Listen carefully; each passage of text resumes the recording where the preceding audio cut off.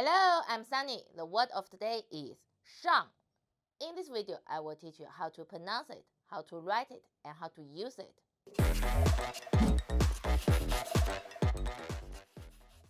First, let's read together.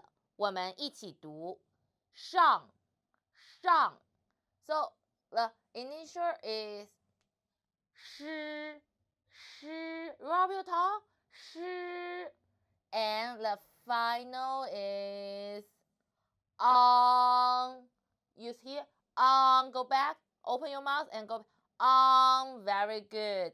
诗 on together. 上 and the first tongue go down. 上 Very good. Now let's write it. 我们一起写竖横 Okay. Today we will talk about 4 meanings of 上. First one, 上 as a noun. Pay attention. It's a noun of the location, but in English we translate like on or above. 上 as a noun always indicate a higher place or the range above the surface of the object. But we know in English on and above is a preposition. So if you want to mean on something or on somewhere, we will use 在 and location and 上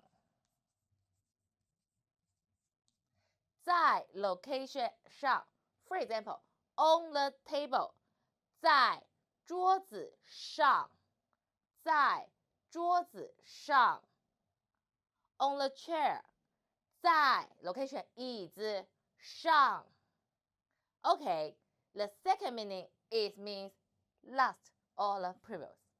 For example, last week 上个星期 last one 上一个 So here we'll find last. When 上 means last, we will say 上 and plus the measure word and noun. 上 measure word and noun. And the third meaning is go to somewhere. Go to school 上学 Go to work 上班 Okay, the first one is up. It means location change from lower place to higher place. For example, go up 上去 Okay, let's say 4 minutes of 上 If you like today's video, please like and share to your friends. Thanks for watching. See you next time. Bye bye.